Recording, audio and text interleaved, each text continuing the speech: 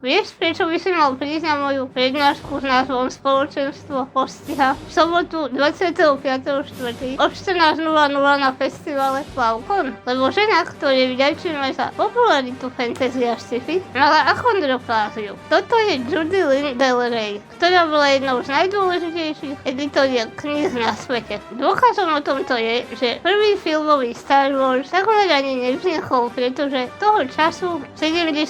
rokoch bolo sci-fi veľmi odsudzované a okrajové. Ale Judy Lynn Del Rey neuvidela potenciál, odkúpila práva na knižnú adaptáciu Star Wars a pod jej editoriálnym dohľadom predala 4,5 milióna výtlačkov, vďaka ktorým stúpol záujem o filmové spracovanie. A ako dôsledok sa zmenila celá naša popkultúra navždy. Kniha Princezná nevesta bola pôvodne prepadákom, ale potom ju Judy Lynn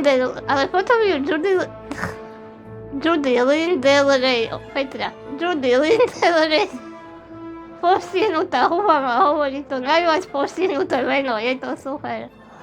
Ale potom ju Judy Lynn Del Rey zeditovala a znovu vydala. A následne sa tento príbeh stal legendárnym. Táto editorka takisto dala Isaacovi Asimovi nápad na jednu z jeho najznámejších poviedok 200-ročný človek a Philip K. Dick, autor knihy Sníva sa androidom o elektrických ovečkách, čiže knižnej predlohy Blade Runnera, sa vyjadril, že to práve Judy Lynn Del Rey ho naučila, ako napísať postavu. Následne si založila vydavateľskú značku Del Rey Books, ktorá publikovala 65 bestsellerov za 13 rokov jej pôsobenia pod Judy Lynn Del Rey, čo bolo viac bestsellerov, než mali všetky ostatné americké vydavateľstva za tú dobu dokopy. A tak sa fantastika práve vďaka Judy Lynn Del Rey zmenila z podradného žánru na taký, ktorý kráľuje popkultúre. A hoci vďačíme tejto postihnutej editorke za to, že nás napríklad nikto nenakopne len preto, že nosíme tričko s Groguom, stále máme obrovský problém s tým, ako vo fantastika reprezentujeme postavy s postihnutím. Po svojej prednáške na Slovkone teda porozprávam o tom, ktoré postavy z kníh, hier, filmov a seriálov sú napísané správne, ktoré naopak šíria ableizmus a hlavne prečo. Je to celé len výhovorka, aby som mohla hodinu rečniť o tom, ako milujem Baldur's Gate 3 a Wicked, samozrejme. Ale ako aj minulý rok, moja prednáška bude takou kombináciou vzdelávania a stand-upu, teda